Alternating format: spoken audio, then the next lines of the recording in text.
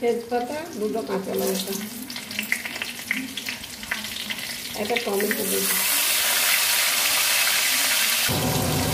আদা রসুন পেঁয়াজ বাটা, সামান্য জিরে লঙ্কা ধনে 1 চামচ। আমি মশলাটা কষে নেব।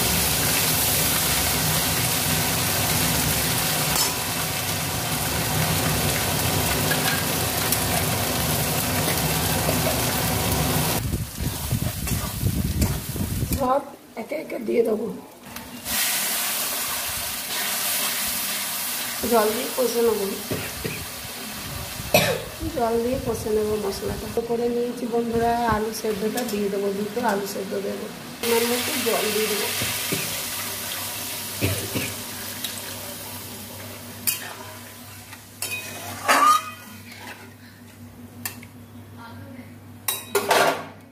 পটলগুলো ভেজে রেখেছিলাম দিয়ে দেবো।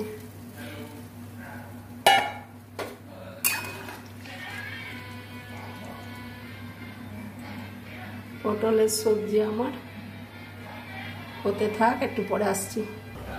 ঢাকা দিয়ে দিয়েছি, একটু পরে নামিয়ে নেব। রেডি।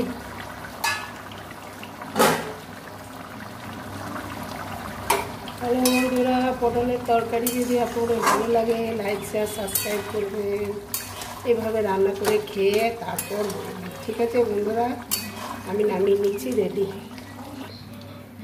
মাছ আছে 3 পিস, ভেজে নেব, দিয়ে দিচ্ছি। মাছটা আমার ভাজা হয়ে গেছে, নামিয়ে নেব। পটলের তরকারির মধ্যে মাছটা আমি দিয়ে দিচ্ছি।